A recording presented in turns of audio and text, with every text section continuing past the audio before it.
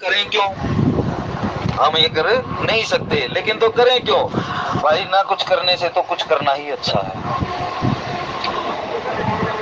हमारी बुद्धि वो है जो सरलता से किसी बात को स्वीकार नहीं करते, हम करते ही नहीं स्वीकार। लेकिन गोस्वामी जी ने इतनी सरल रूप से बता दिया कि जब गृहस्थ प्रवेश होता है तो गृहस्थी में जब विवाह होता है ना, तो विवाह के पश्चात जो गृहस्थी का उद्देश्य होता है, गृहस्थी का उद्देश्य क्या होता है, वो गोस्वामी जी ने समझाया इस बात में। कहते हैं आयस पाई राखी उर राम ही मुदित गए सब निज निज धाम ही, पूरे नर नारी सकल पहिराए घर घर बाजन लगे बधाए, और जाचक जन जाच ही जोई जोई प्रमुदित राहु देई सोई सोई, सेवक सकल वजनिया नाना पूर्ण किए दान सन्माना, देहि आशीष जोहारी सब गाँव ही गुण गण गाथ, तब गुरु भूसुर सहित गृह गवन कीन नर नाम। राम जी का प्रवेश हो रहा है तो सोने के लिए बोल गए कि भाई बालकों को सुलाया जाए, समय बहुत हो चुका है, थक कर आए हुए हैं, तो इनको विश्राम की तरफ ले जाया जाए। बालकों को तो विश्राम की तरफ भेज दिया, लेकिन दशरथ जी महाराज ने खुद क्या किया? उर राखे ही राम ही, अपने हृदय में, अपने अभियंतर में राम जी की उस छवि को बसाकर चले गए। ये मानो वो काम है कि भाई जब सोने का समय हो तो भगवान की मूर्ति को अपने हृदय में लेकर चलो। कहते हैं ना, सुबह उठते ही भगवान का नाम क्यों नहीं आता? रात को तो भगवान का नाम लेकर सोते ही नहीं, तो सुबह कैसे आएगा महाराज? लेकिन दशरथ जी महाराज ने पुत्रों को तो भेज दिया, भगवान को तो शयन करा दिया, रात को शयन आरती करवा कर सुला दिए कि ठीक है आप तो विश्राम करो महाराज। लेकिन अब क्या करते हैं, मैं सोने जा रहा हूं तो मैं सोऊंगा किसकी गोद में? मैं राम जी की उस बात को स्वीकार कर लूं, मैं राम जी की उस बात को याद कर लूं, करऊं सदा तिनके रखवारी जिमि बालक राखे महतारी। अब मैं सो रहा हूं तो कोई गारंटी नहीं है कि सुबह उठूं या ना उठूं, लेकिन कह देते हैं कि जब मैं अपने राम को जब सौंप दूंगा तो भाई जब जिसकी गोद में सोऊंगा, यदि कुछ घटना मेरे साथ घटेगी तो मेरी संभाल कौन करेगा? मेरी संभाल भी वही करेगा। तो इसीलिए मैं संसार के आश्रय में न सोकर मैं अपने राम के आश्रय में सोऊं, तो इससे अच्छा कुछ नहीं है। यही है दशरथ कि अपनी दसों की दसों इंद्रियों को जो है मन रूपी डोर को भगवान को समर्पित कर दे, उसका नाम है दशरथ। जो 10 का रथी हो भाई, 10 का रथी कौन है? मन है, हमारे कर्म का और हमारे ज्ञान का जो दाता है। श्री राम जय जय राम, श्री राम जय जय राम। जो हमारे कर्म है और जो हमारी बुद्धि है, इन सबको जो संभालने वाला है या इनको प्रेरणा देने वाला वो हमारा मन है। इसीलिए भगवान की मूर्ति जो है अपने उस मन पर अंकित कर कर चलें, उस अपने मन में बसा कर चलें, और तब उसके पश्चात क्या होगा? जब वो मन को एक आश्रय प्राप्त हो जाएगा ना, जब एक मन को एक प्रतीक प्राप्त हो जाएगा, जब मन को एक लिंग प्राप्त हो जाएगा, जब एक मन को एक लक्ष्य प्राप्त हो जाएगा कि मेरे ऊपर तो केवल राम जी की कृपा है, तो भाई मैं कहीं जा नहीं सकता हूँ। इस गाड़ी में हजारों लोग जा रहे हैं, लेकिन केवल एक उस ड्राइवर पर विश्वास है। मान लो किसी को तो कई बार तो स्टेशन से चढ़ते हैं और उतर जाते हैं, तब तक ड्राइवर का ख्याल ही नहीं आता, बस गाड़ी चले जा रही है। ऐसे ही अपने दसों के दसों इंद्रियों को जो अपने मन के साथ लगाकर कि भाई मेरी इंद्रियां, क्योंकि इंद्रियां मन से ही कंट्रोल होती है, इंद्रियों को संचालित करने वाला जो है, इंद्रियों को प्रेरणा देने वाला जो वो मन है, और उस मन की जो डोर है वो भगवान राम को सौंप दे। जिंदगी की डोर सौंप हाथ दीनानाथ के। तो भाई वो जो अपनी जीवन की डोर है ना, वो केवल राम जी को सौंप दो, फिर महाराज कहीं भी ले जाओ आप, अब उबारो या डुबा दो मेरे खेवनहारो। इस बात पर बिल्कुल दृढ़ विश्वास कर कर जो चलता है ना जीव, उसका कभी भी अहित हो नहीं सकता है। इस बात को पल्ले गांठ बांध लो बिल्कुल। गोस्वामी जी ने सबकी वंदना की, आखिर में ये कह दिया, पाई शिवासियु पाई पसाऊ वर्णऊ रामचरित चितलाऊ। जिनके हृदय से, जिनके मानस से ये मानस, ये रामचरित मानस रूपी गंगा प्रवाहित हुई है, मैं उन्हीं का आश्रय ले रहा हूं भाई, क्योंकि जिसने इसको प्रकट किया वही तो संभालता। कई बार लोग कह देते ना, भाई मैं तुझे बना सकता हूं तो मैं बिगाड़ भी सकता हूं, तो अपना बल क्यों लगाए? जब ना हमने बनाया ना हम बिगाड़ सकते तो हम अपना बल क्यों लगाए? और मिथ्या बल है वो जो हम अपना लगाने का सोचते हैं कि हम अपना बल लगा रहे हैं। बल तो है ही नहीं जीवन में। यदि राम के दास हैं तो राम के दास को केवल एक ही बल रहता है, केवल राम का ही बल रहता है। श्री राम जय जय राम।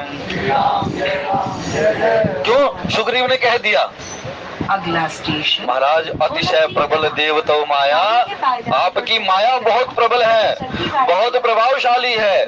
तो राम जी कहते हैं भाई मेरी माया का तो जान लिया कितनी प्रभावशाली है, लेकिन अब जब तू जान गया है कि माया प्रभावशाली है तो ये भी उत्तर मिल गया होगा कि ये छूटेगी कैसे।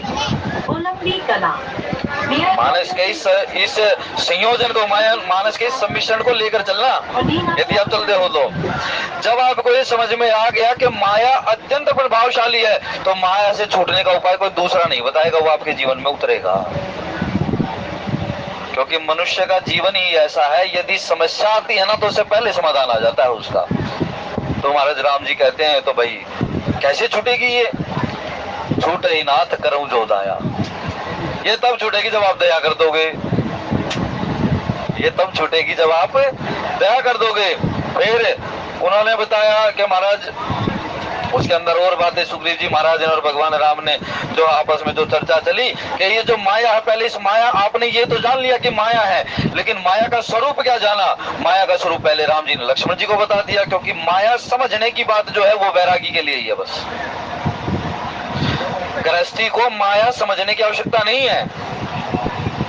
गृहस्थी को तो केवल जो कर्तव्य मिला वो करने की आज्ञा है भाई, आप काम करते चले जाओ, माया आपका कुछ नहीं बिगाड़ सकती। श्री राम जय जय राम। ये भ्रामक बात हो सकती है किसी किसी के लिए, ये बातें भ्रम में डाल सकती हैं किसी किसी को। ये भाई गृहस्थी को तो कह दिया कि आपने कुछ नहीं समझना, लेकिन उस सन्यासी को कह दिया तो सब कुछ छोड़कर बैठा, उसको समझने के लिए कह रहे हो माया। सुदामा जी ग्रस्त थे भाई, अक्रूर जी ग्रस्त थे और देखने की इच्छा करती, मैं आपकी माया को देखना चाहता हूँ। राजा भी बना दिया, पुत्र पोत्र आदि भी हो गए और महाराज आखिर में जाकर वो बलि भी चढ़ने हो गए। और क्या स्थिति? केवल माया को देखने के लिए। अरे भाई जो कृष्ण कृष्ण भजते जा रहे हो उसी भजन क्यों नहीं करते भाई? इसीलिए तो भगवान के शरणागत है ना भाई, जो ग्रस्त में है, जो अपने कर्तव्य का पालन करते हैं, उसे ज्यादा लाग लपेट में पड़ने की आवश्यकता नहीं है। केवल अपना कर्तव्य निभाओ और भगवान का नाम लो। रूखे सूखे खाएंगे, ठंडा पानी पी भाई, बस। और ठंडा पानी क्या है? ठंडा पानी ये है जो नेक नीति से धन का अर्जन करता है, अपने परिवार का पालन करता है, उसी को वो शांति प्राप्त होती है, अन्यथा किसी को प्राप्त नहीं हो सकती। भजन भी उसी का सिद्ध होगा जो नेक नीति से धन कमाता होगा भाई। जो कहते हैं ना बुरी नीति से या बुरे साधनों से जो धन कमाता है उसका कभी भजन सिद्ध नहीं हो सकता, वो कितना भी भजन कर रहे, कितनी माला फेर ले भाई। इसीलिए कहा इस मार्ग पर चलना है तो बड़ी नेक नीति के साथ और भगवान के विश्वास के साथ चलो। कहते विश्वास करी सब आस परिहरि दास जो तब हो रहे। ये दासता ऐसी नहीं है, इतनी सरल चीज नहीं है दास हो जाना। ये दास हो जाना सबते सेवक धर्म कठोरा। सेवक और दास ये दोनों आपस में मिले हुए हैं, लेकिन इनके बीच में भी एक कड़ी है। सेवक तो सेवा तो करते करते चले जाओगे, लेकिन दास नहीं हो पाता। जीव सेवा करते करते पूरा जीवन बीत जाता है हमारा। दास तो कोई कोई हो पाता है हमारा। इसीलिए गोस्वामी जी ने कहा आपका लक्ष्य केवल एक है, दासोस्म्य हम राम राघवेंद्र राजेंद्र से दास्योस्म हम माहिमाम।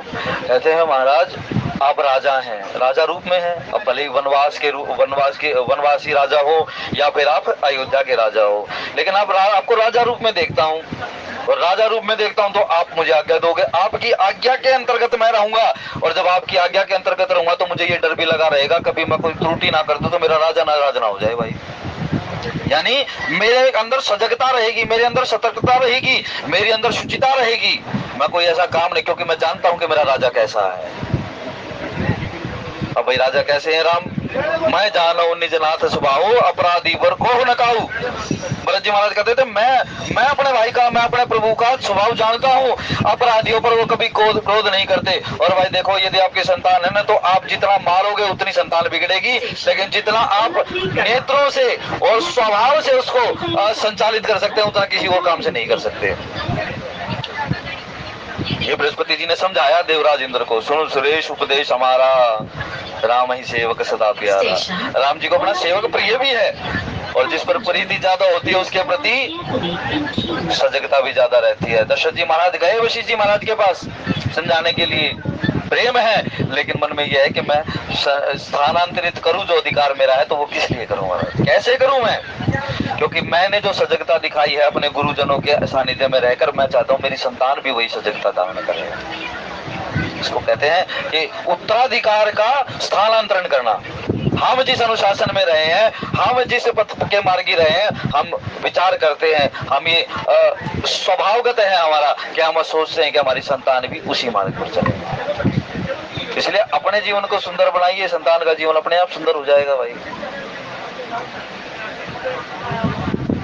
वैसे तो सभा में कहने वाली बात नहीं है, लेकिन विवाह के पश्चात ही जैसे संतान हो जाती है कुछ ही समय में, ये संतान वो उसके लिए एक समय निर्धारित है कि संतान की उत्पत्ति कब हो महाराज, क्योंकि उसमें बुद्धि, समय और विचार ये बहुत आवश्यक चीजें हैं, तब कहीं जाकर सत्य संतान उत्पन्न होती है।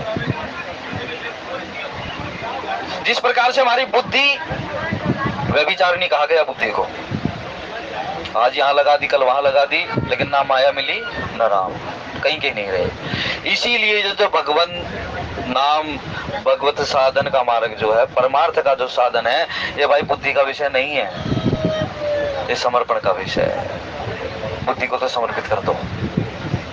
विपरीत परिस्थितियों में जीव जब अपनी सतर्कता को, अपने विवेक को जागृत करने के लिए जब अपनी बुद्धि को स्थिर करके चलता है ना, तब उसका विवेक जागृत होता है। लेकिन थोड़ी सी विपत्ति आई तो हमारा जीवन डगमगा जाता है, पूरा जीवन डगमगा जाता है।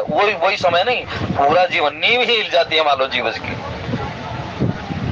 राम जी को आगे इस गृहस्थी का उपदेश करेंगे महाराज, गुरु करेंगे, पिता नहीं करेगा, गुरु करेंगे। श्री राम जय राम जय जय राम, देहि आशीष जो हारी सब गाँव ही गुण गन गाथे, तब गुरु भूसुर सहित ग्रह गवन कीन नरनाथ, सियावर राम जय जय राम, मेरे प्रभु राम जय जय राम। जो मांगने वाले थे, जो दान देने योग्य थे, उन सभी को दान दिया, और उन याचकों को जिस प्रकार से वो याचक, उनकी याचनाएं समाप्त हो सकती थी, उनकी याचना की पूर्ति हो सकती थी, वो सभी कर दशरथ जी महाराज जो है आज उन्होंने देहि आशीष जोहारी सब, सारे के सारे लोग जो है नौछावर करते हैं, और नौछावर के बाद जो है आशीष प्रदान करते हैं, आशीर्वाद प्रदान करते हैं, और गाँव ही गुण गन गात, और भाई इसके पश्चात गुणों के समूह का गायन करते हैं। ये तो इतने गुणकारी हैं, इतने ज्यादा कीर्तिवान हैं, इतने ज्यादा समर्पित हैं, या इतने ज्यादा यशस्वीवान हैं। और फिर तब गुरु भूसुर सहित ग्रह, भूसुर का मतलब भू का मतलब धरती, और सुर का मतलब देवता। विप्रजनों को यहाँ भूसुर कहा गया भाई। बंदो प्रथम महीसुर चरणा, मही का पालन करने वाले हैं। अब मही का पालन करने वाले यानी मही के देवता, धरती के देवता ब्राह्मणों को कहा गया, लेकिन महाराज उसके अंदर एक चीज और है, केवल वो धरती के देवता नहीं है, वो धरती के साथ जिस प्रकार से आपकी बुद्धि, या जिस प्रकार से हमारा जीवन प्रकृति के द्वारा प्रदत्त, जो प्रकृति के जो गुण है ना, उन प्रकृति के समस्त गुणों से लिपायमान हमारा जीवन है। हम एक भी गुण का त्याग नहीं कर सकते, अपने बल से हम एक भी गुण का त्याग नहीं कर सकते। ना हम अपने बल से सतोगुणी हो सकते हैं, ना हम अपने बल से तमोगुणी हो सकते हैं, और ना हम अपने बल से रजोगुणी हो सकते हैं। जी आप पूरे के पूरे दिन में नहीं, आप 2 घंटे में देख लीजिए, एक पहर 2 घंटे, एक जो उसको कहते हैं ना, वो 2 घंटे का समय लीजिए आप, 2 घंटे में आप देखिए, आप तीनों वृत्तियों को धारण करते हैं, तीनों वृत्तियों को धारण करोगे आप। तो इसलिए भाई हम प्रत्येक दिन तमोगुणी भी हैं, हम रजोगुणी भी हैं, और हम सतोगुणी भी हैं। इसीलिए अयोध्या कांड के उस दूसरे दोहे में कह देंगे गोस्वामी जी, जब सुदिन सुअवसर पाई, वहां कह देंगे कि जब सुअवसर यानी कुछ अच्छा करने का जब मन हो जाए, तो उस अच्छे को कर डालो भाई। यदि वो मौका चूक गए तो फिर चूक ही गए। श्री राम जय राम, श्री राम जय राम। अब कहा तब गुरु भूसुर, गुरु में दोनों आ जाते हैं यहाँ, वशिष्ठ जी महाराज भी आ जाते हैं, और विश्वामित्र जी महाराज भी आ जाते हैं। और जब दोनों आ जाते हैं तब कहा गुरु भूसुर, भूसुर का मतलब विप्र, और इन विप्रों में भी दोनों आ जाते हैं, वशिष्ठ जी भी आ जाते हैं और विश्वामित्र भी, दोनों ब्राह्मण हैं। तो गुरु रूप में भी उनको धारण किया और ब्राह्मण रूप में भी उनको धारण किया। इसलिए तब गुरु भूसर यानी ये पक्का भाव कह दिया। भाई गुरु को तो कई बार ये कह देते हैं ना कि चलो गुरु से नाम मिल गया, गुरु से दीक्षा मिल गई तो कोई बात नहीं, लेकिन उसके साथ में कहते हैं ब्राह्मण, क्योंकि गुरु आपसे शरीर रूप से दूर होते हैं, लेकिन ब्राह्मण आपसे शरीर रूप में दूर नहीं होते। गुरु तो एक ही होता है ना, शरीर रूप में आप देखें, तत्व की बात छोड़ दें, यदि शरीर में देखें तो गुरु एक ही है, लेकिन ब्राह्मण आपको जहां तहां देखने को मिलेगा। अब जहां चाहोगे आपको वहां वो सतोगुण प्राप्त हो जाएगा, आप जहां चाहोगे। लेकिन प्रथम कहा गुरु, पहले अपने गुरु की बातों को जीवन में धारण करो भाई, तब आपको सत ब्राह्मण सत विप्र मिलेगा। ये नहीं कि किसी के भी चरणों में माथा टेक दो, पहले अपने गुरु की बात को जीवन में धारण करो कि मेरे गुरु ने कहा क्या है, उस पर विचार मंथन हो, और उस विचार मंथन के बाद जब वो विद्वान या कोई विप्र मिल जाए, जब कोई ब्राह्मण मिल जाए, तब उसका जो सत उपदेश है जब वो आपको ग्रहण हो पाएगा भाई। नहीं तो हम केवल गुरु गुरु के पीछे लगे रहते हैं और ब्राह्मणों का और विप्रों का अनादर करते रहते हैं। श्री राम जय जय। ना गुरु के रहोगे भाई और ना अपने रहोगे यदि अपमान करोगे तो किसी का। व्यास किसी के व्यक्तिगत के लिए नहीं है, किसी के भी। जिसको जो कर्म मिला है वो उस कर्म को निष्ठा के साथ करे, उसी का बेड़ा पार है। कोई अतिक्रमण करने का प्रयास करता हो तो भाई वो कहीं का भी नहीं रहेगा, खुद का नहीं रहा और दूसरे का नहीं रहा। तो उन्होंने तब गुरु भूसर सहित नृप, तब वशिष्ठ जी जब दशरथ जी महाराज ने जब है गुरु को शिरोधार्य करके गुरु का रूप धारण, मतलब गुरु को सिर पर राखिए चलिए आज्ञा माही, गुरु के उस आदेश को धारण किया, गुरु के उस स्वरूप को धारण किया, उनके चरणों में वंदना करी, उनके चरणारविंद का ध्यान धरा, और उसके पश्चात क्या है, विप्रों को साथ में लेकर चले। विप्र का मतलब विद्वान था, विप्र का मतलब मंथन था, और गुरु का मतलब जो है आदेश, या जो उसको उपदेश मिला हुआ है, जो उसको मार्ग मिला हुआ है। क्योंकि मार्ग तो गुरु दिखा देंगे भाई, लेकिन चलोगे कैसे? अगला स्टेशन डग डग पर ठोकर लगने का चांसेस है, बहुत ज्यादा चांसेस है डग डग पर। कई बार तो लोग उठते हैं ना तो उठते ही बैठ जाते हैं, वापस उठ भी नहीं पाते ढंग से। इसीलिए गुरु मार्ग दिखा देता है, लेकिन गुरु पर जो उस मार्ग पर चलाने का जो काम करते हैं वो ब्राह्मण लोग करते हैं, वो विद्वान लोग करते हैं। इसलिए विप्रों को धारण कर चलो। वशिष्ठ जी महाराज का जो आज ये पूरा का पूरा परिवार है, आज ये पूरा का पूरा परिवार उन ब्राह्मणों की सभा को देखकर, उन ब्राह्मणों की भीड़ को देखकर पूरा परिवार खड़ा हो जाएगा महाराज। क्या हमारा सौभाग्य है, एक ब्राह्मण, एक सत ब्राह्मण कोई हमें बड़े भाग्य से मिलता है। यहाँ तो हमारे पास ब्राह्मणों की भीड़ आ गई है। श्री राम जय जय राम कहा। यहाँ ब्राह्मण का मतलब ये मत लेकर चलना भाई कि किसी विशेष के लिए कह रहा हूँ, नहीं, वो ब्राह्मणों की क्या। और भाई ये बात भी छोड़ देना कि जन्मगत किसी में स्वभाव नहीं होता। जिसको जो शरीर मिला है ना, स्वभाव रूप से उसमें वो गुण पाएंगे। ये विचार कर देखना इस बात पर। इसीलिए यह अध्यात्म मार्ग बहुत चिंतन का मार्ग है भाई। हम तो खंडन मंडन में चल पड़ते हैं, लेकिन हम विचार में नहीं चलते हैं। इसलिए इस मार्ग पर चलो तो ना खंडन करो ना किसी का मंडन करो, केवल और केवल अपने जीवन में मनन और चिंतन को धारण करो, तब सब कुछ पता लग जाएगा। सब के प्रति नम्र रहने का स्वभाव आ जाएगा यदि चिंतन है तो जीवन में। तब गुरु भूसर सहित ग्रह गवन कीन रघुना, तब घर में प्रवेश किया है। गुरु को धारण किया, गुरु की आज्ञा शीश पर धारण करी, विप्रों का संग लिया और उसके पश्चात अपने घर में प्रवेश किया। घर में प्रवेश करने की विधि है कि आप चलो तो कैसे करो। आज गृह प्रवेश किस प्रकार से किया जाता है, एक समय देख लिया, नवरात्रों में हम गृह प्रवेश कर लेंगे। नवरात्रों में कोई गृह प्रवेश नहीं होता। आज लोग फलाना दिन आ रहा है तो हम आज प्रवेश कर लें। नवरात्रों में कोई गृह प्रवेश नहीं होता। हाँ, ये पितृपक्ष चल रहे हैं, अपने पितरों को मनाओ और जितनी पूजा पाठ कर सकते हो उतनी करो, किसने रोका। प्रथम तो पितरों का ही स्थान है भाई, उसके पश्चात भगवान का ध्यान आता है। पहले अपने पितरों को बनाइए। यदि भक्ति भी चाहिए तो पहले अपने पितरों के चरणारविंद में मस्तक टेको। और पितर घर में निवास नहीं करते भाई। श्री राम जय जय राम। बात कल भी चर्चा हो रही थी, पितर कभी घर में निवास नहीं करते, पितर घर पर केवल और केवल कृपा करते हैं।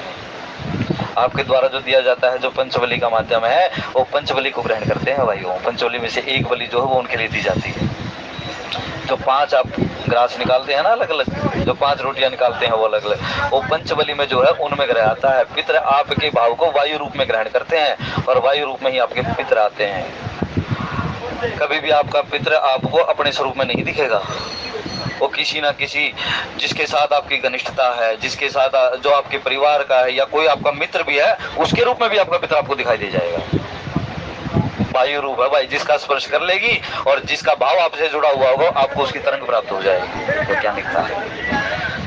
तो इसलिए उन्होंने कहा, जब ग्रह प्रवेश किया तो पहले गुरु को धारण किया। गुरु आपके मार्ग को नहीं छुड़ाते, आपके सनातन मार्ग को नहीं छुड़वाते। गुरु आपके सनातन मार्ग पर चलते हुए वो आपको भगवत प्राप्ति का मार्ग दिखाते हैं। लेकिन जो आपके सनातन मार्ग को छुड़वा दे भाई, आपकी संस्कृति के मार्ग को छुड़वा दे, वो गुरु त्याज्य है, वो गुरु ही नहीं है जो आपके सनातन मार्ग को छुड़वा देता है। गुरु का मतलब क्या है? जिसने उस सनातनता को, उस धारणा को जो हमारी संस्कृति चली आ रही है, उसके द्वारा उस परमात्मा को प्राप्त करने का प्रयास करवाता हो, जो और जिसने परमात्मा को अनुभव किया। श्री राम जय जय राम। श्री राम जय राम राम। श्री राम जय जय राम। श्री राम जय राम। श्री राम जय राम। तो गुरु को सिर पर धारण किया, ब्राह्मणों को साथ में लिया और अपने घर में प्रवेश किया।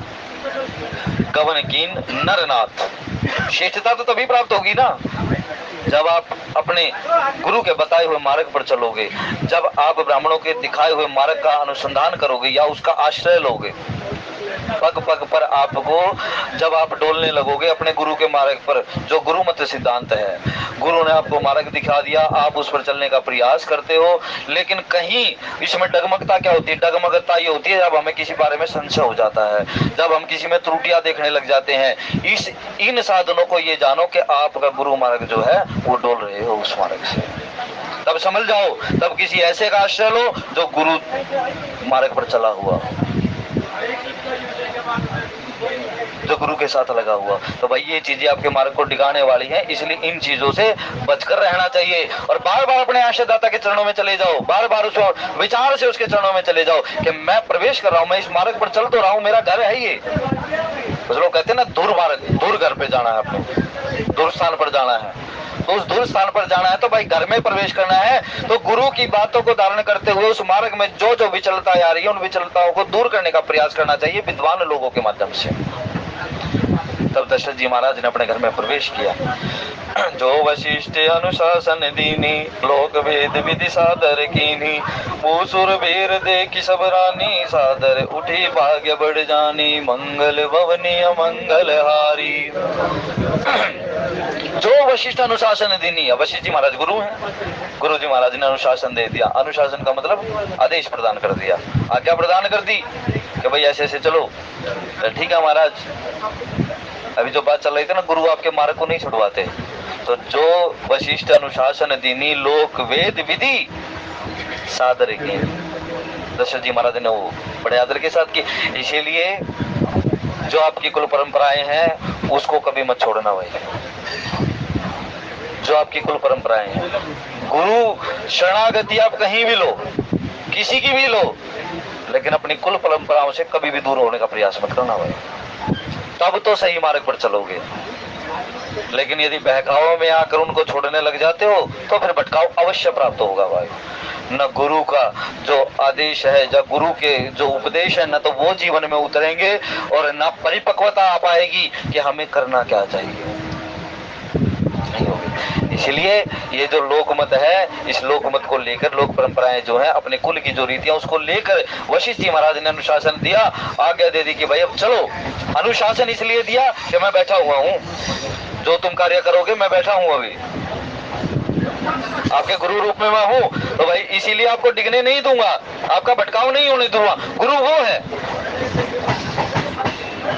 तो वशी जी महाराज ने अनुशासन दे दिया कि भाई मैं हूं यहाँ पर बैठा हुआ, तो अपनी लोक रीति को निभाओ, अपनी कुल परंपराओं को निभाओ, और लोक वेद विधि सादर की नहीं। दशरथ जी महाराज ने बड़े आदर के साथ, बड़े प्रेम के साथ और बड़ी विनम्रता और समर्पण के साथ उन कार्यों को किया है।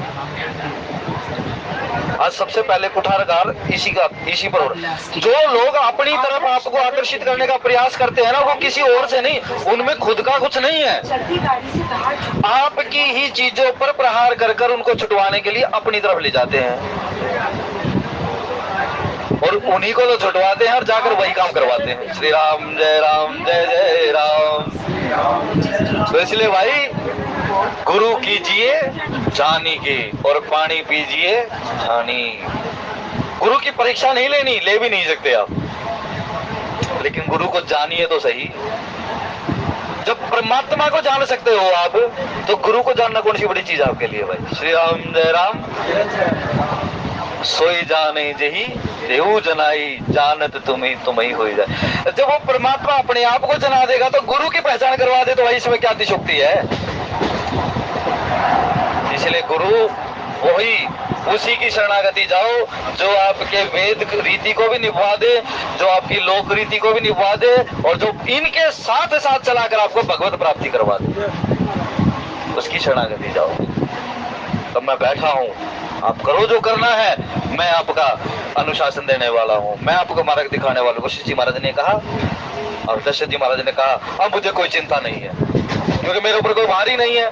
जब मेरे गुरु ने मेरे शीश पर हाथ रख दिया भाई, जब शीश अपने गुरु के चरणारविंद में झुक गया, तो मुझे किसी चीज का डर नहीं है भाई। अभाव तो जीवन में रहेगा, किसी ना किसी चीज का अभाव तो जीवन में रहेगा, लेकिन भाई अपना जो गुरु ने जो स्वभाव दे दिया है, गुरु ने जो भाव प्रदान कर दिया, उस भाव को क्यों डिगने दे रहे हो। इसलिए उन्होंने कहा, गुरु ने अनुशासन दिया, अरे मैं बैठा हूँ, चलो तो सही, आप काम तो करो। और इसी अनुशासन में चल के दशरथ जी महाराज को प्राप्त हुए भगवान राम। इसी चीज को चल के आपके जीवन में जो आना होगा ना भाई, जो आपके अंदर भाव होगा, वो आपके गुरु के जीवन में पहले ही आ जाएगा। अनुभव में लेकर चलना इस बात को। आपके जीवन में जो प्रश्न उठ रहे होंगे ना, वो आपके गुरु के जीवन में पहले ही आ चुके होंगे।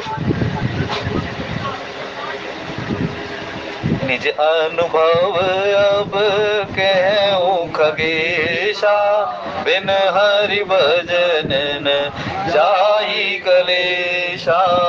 उमा कहूं मैं अनुभव अपना, सत हरि भजन जगत सब सपना।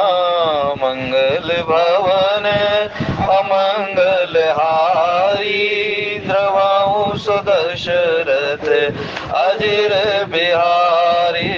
श्री राम जय राम जय जय राम, श्री राम जय राम जय जय राम। तो जो आपके जीवन में घटने वाला होगा ना, आपके गुरु के जीवन में पहले ही आ जाएगा कि क्यों आ रहा है। पूछे, हरे राम बाबा का नाम सुना होगा अपने वृंदावन में। विंध्याचल का जो पर्वत है, विंध्याचल आज भी ऐसी भूमि है, यदि कोई इसमें निष्कंचक होकर और अकिंचन होकर यदि कोई उसमें विचरण करता है, तो उसको सिद्धि हो जाती है, उसको वो सिद्ध हो जाता है। विंध्याचल का ये प्रभाव है। हरे राम बाबा जो अभी इसी समय में हुए, कुछ समय पहले, वो वहां चले गए, तो वहां पर जितने बाबा फिरते हैं ना विंध्याचल में, उसको सबको सिद्ध कहा जाता है, सभी को सिद्ध कहा जाता है उस विंध्याचल में। और वह ये जो चित्रकूट है, ये विंध्याचल पर्वत का ही भाग है। इसीलिए विंध्याचल अपने आप को, हमने गुरुजी से सुना ये बात कि विंध्याचल अपने आप को बड़भागी मानता है। जिस प्रकार से सभी पौराणिक नदियां जो हैं, गंगा जी नदी, नर्मदा जी आदि, ये सभी गोदावरी की वंदना करती हैं,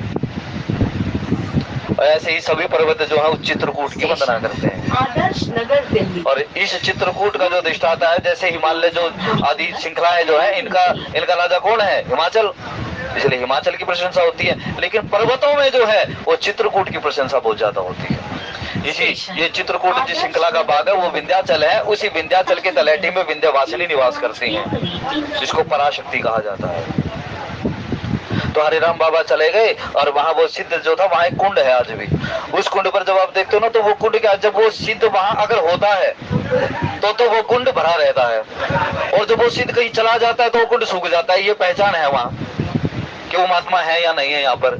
तो हरिराम बाबा जी वहां पर चले गए भाई, दर्शन करने के लिए। कि सिद्ध है तो चलो दर्शन करे जाए भक्ति। हमारा देखिए वहां स्वभाव देखिए आप, भक्ति का और तप का जो साधन क्रियाएं होती है ना जीवन की, उनका प्रभाव देखिए। तो हरिराम बाबा चले गए वहां पर और कुंड भरा हुआ था। तो ये तो पता लग गया कि महात्मा यही है, तो दिख नहीं रहे। लेकिन तो हरिराम बाबा ने वहां पर जाकर आवाज ली, क्योंकि पकड़ थे, तो सीधा कह दिया, अरे कहाँ सिद्ध बना फिरता है, मैं तो तुझसे चर्चा सत्संग करने के लिए आया हूँ, तेरे दर्शन करने के लिए। एक संत को देखकर संत रूप में छुप रहा, महात्मा को देखकर महात्मा रूप में होकर छिप रहा है। तो हमारा जो सामने आ गए, आकर प्रणाम किया, दंडवत हुई, उन्होंने दंडवत किया, उन्होंने दंडवत किया। और हमारा जब चर्चा होने चली तो उनके हरिराम बाबा के मन में विचार आया कि मैं इसका आलिंगन कर लूं, क्योंकि महात्मा है, आलिंगन करना। क्योंकि जब किसी का आलिंगन करते तो उसका भाव प्राप्त हो जाता है, उसको भाव दिया जाता है, अपना भाव पुष्ट हो जाता है आलिंगन से। तो उन्होंने कहा आलिंगन करना, लेकिन उन महात्मा ने दूर कर दिया, महाराज मैं आपको आलिंगन नहीं कर सकता। तो हरिराम बाबा बोले ऐसा क्यों, अब महात्मा हो, मैं महात्मा हूं तो कोई भेद तो है नहीं। बोले मेरी आयु यहाँ 10,000 वर्ष तप करते हुए हो गई है। मैं जिस मार्ग का मार्गी हूँ, मैं तप का मार्गी हूँ, लेकिन आप वैष्णव हैं, आप भक्ति मार्गी हैं महाराज, इसलिए मैं आपका स्पर्श नहीं कर सकता।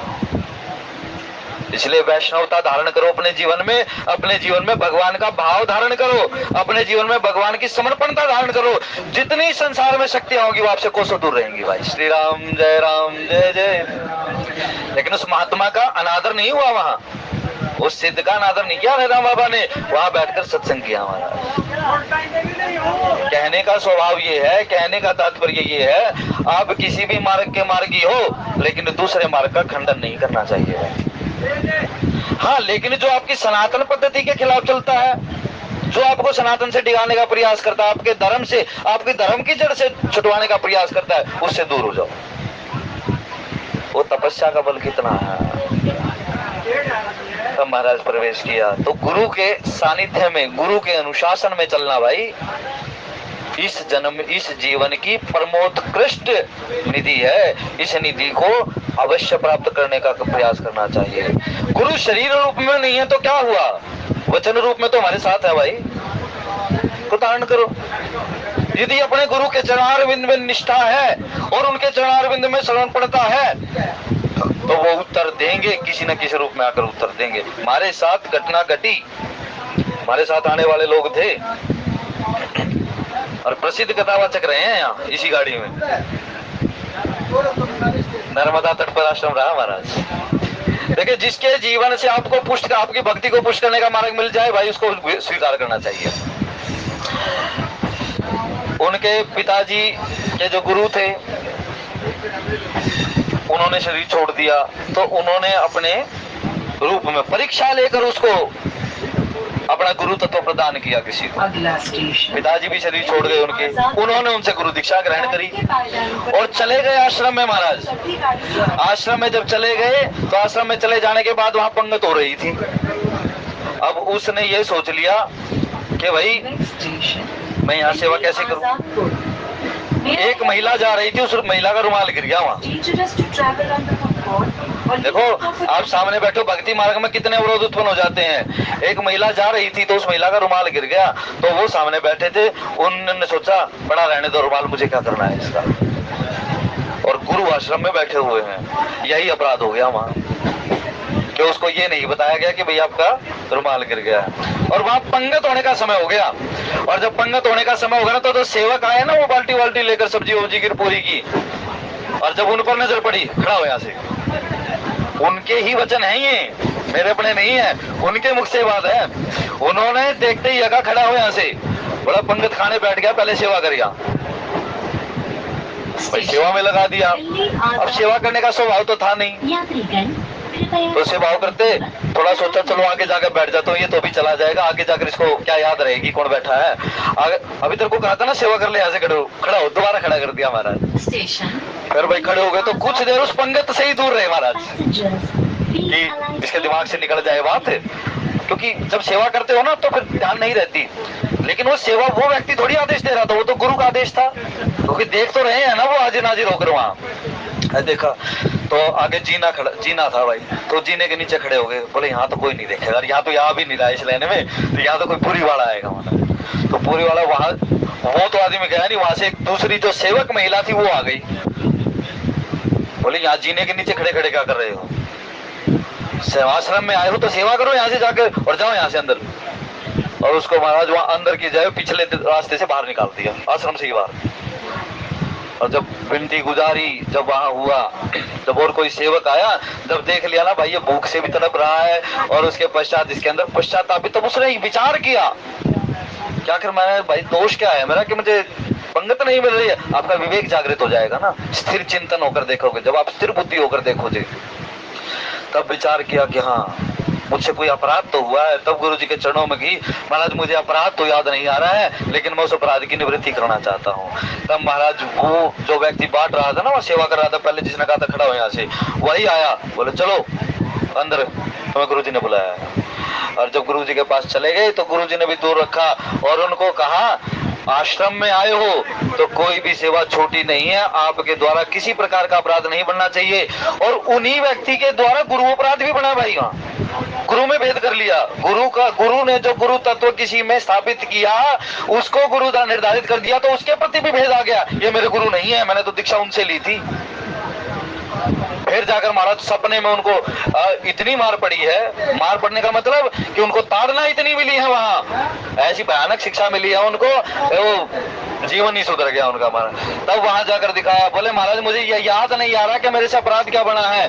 बोले तू पंगत करने के लिए तो बैठ गया, लेकिन सामने तेरे उस महिला का जो वो रुमाल गिरा, तूने वो उठाकर देने का प्रयास नहीं किया। तो इसीलिए जब गुरु के आश्रम में जाओगे ना भाई, तो मर्यादा इतनी दृढ़ होनी चाहिए कि आपके जीवन में वो राम अपने आप उतर जाए। तब जो वशिष्ठ अनुशासन दी ना, तो वशिष्ठ जी महाराज ने अनुशासन दिया कि तुम मार्ग पर चल तो सही, अपराधों से बचने का प्रयास तो कर, रक्षा करने के लिए बैठा मैं हूँ महाराज, तो अपने गुरु के चरणारविंद में दृढ़ता पूर्वक लग जाओ, उनके वचनों का अनुसरण जो है बिल्कुल दृढ़ता पूर्वक करने लग जाओ। ये निश्चय मान लो, यदि आप गुरु की शरण में हो तो आपका पतन नहीं हो सकता। श्री राम जय राम जय जय राम।